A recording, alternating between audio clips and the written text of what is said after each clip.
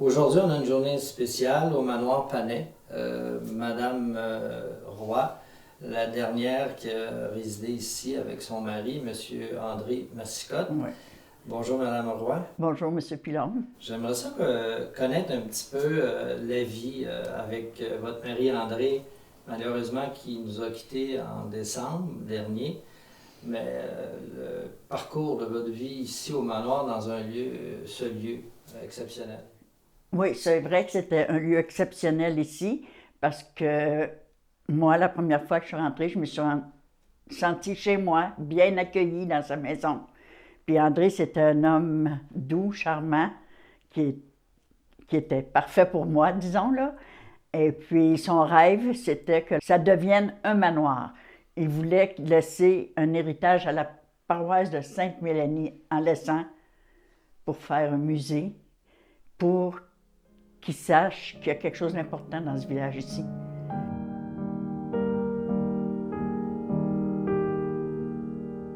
Ici, vous êtes dans la maison la plus intéressante de Sainte-Mélanie. C'est une maison qui a une longue histoire, une excellente architecture, un état de conservation exceptionnel pour une maison qui date de plus de 200 ans. Alors, vous verrez à travers les différentes pièces toute la beauté, l'originalité de ce bâtiment qui représente une grande richesse pour la municipalité de Sainte-Mélanie qui pourra devenir un lieu culturel exceptionnel, j'en suis certain. Alors, on se trouve ici devant la porte principale du manoir.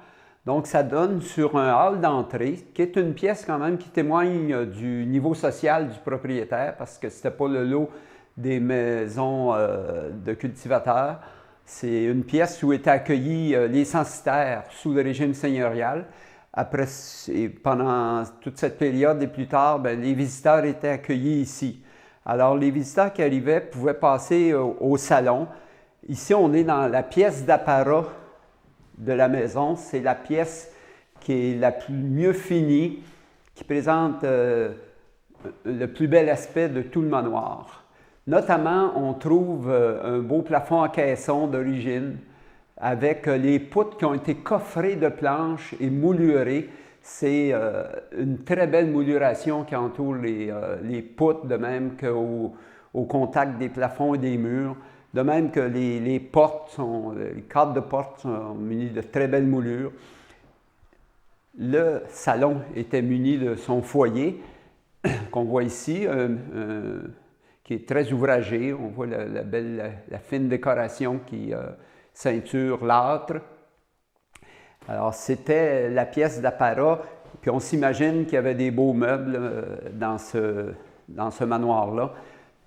Et c'est ici que se tenaient les soirées littéraires qu'animait Mme Amélie Panay, qui recevait les Vigée, les Papineau et tous les gens de l'intelligentsia québécoise, canadienne-française à l'époque.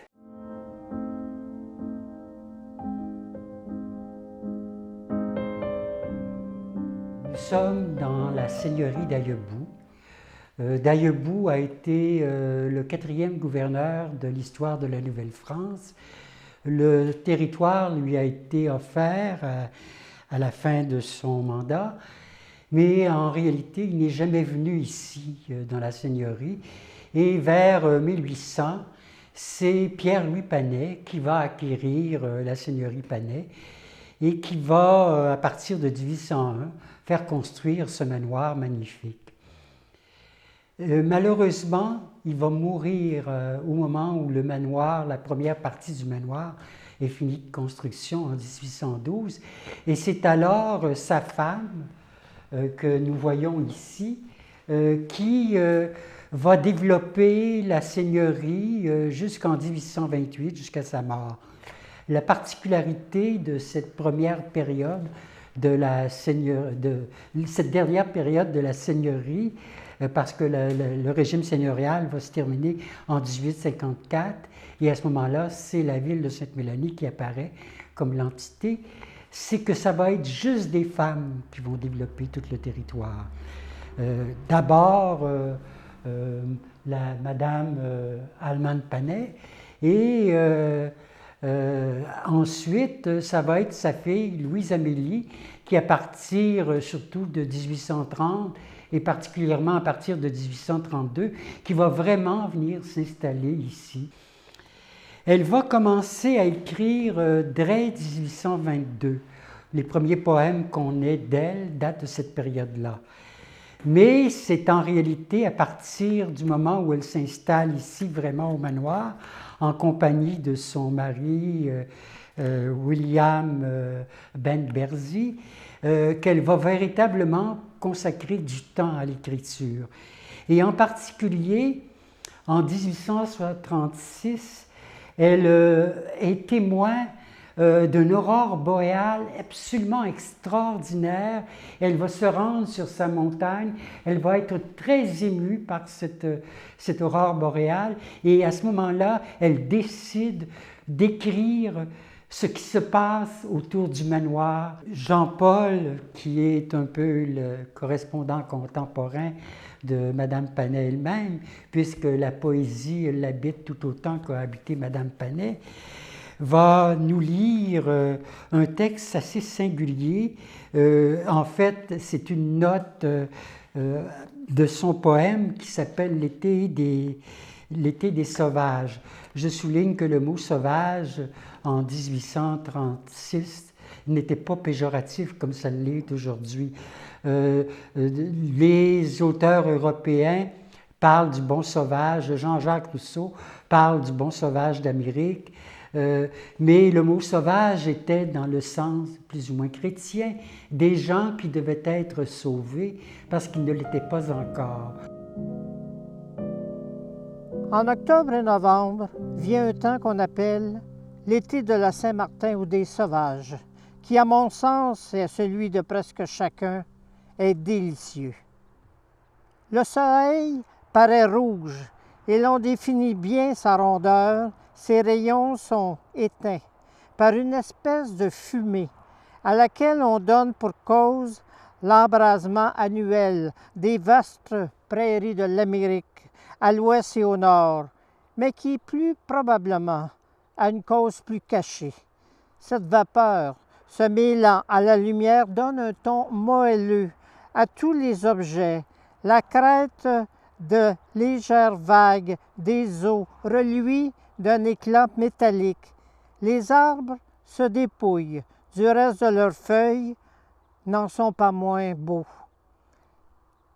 La touffe de feuilles au bout de la branche, la feuille volant dans l'air, le gros tronc, la même tige, sont éclairés d'une lumière dorée qui fait tout reluire. Les champs, quoique moissonnés, plaisent encore. Les couchers de soleil, surtout, sont dans cette saison d'une beauté surprenante. Le soleil est entouré de nuages aux formes les plus remarquables possibles. Ce sont des montagnes sur montagnes sur montagnes. Très souvent, pourtant, ces nuées sont d'une légèreté qu'on ne peut décrire de toutes les figures inimaginables, dont la plus ordinaire est celle d'un rai, dont les mailles sont ou d'or ou d'argent, sur un fond rose, orange ou bleu clair, et même, non rarement, vert. Alors vraiment, le spectacle est enchanté. Et l'on pardonne presque aux sauvages d'avoir cru le soleil une divinité.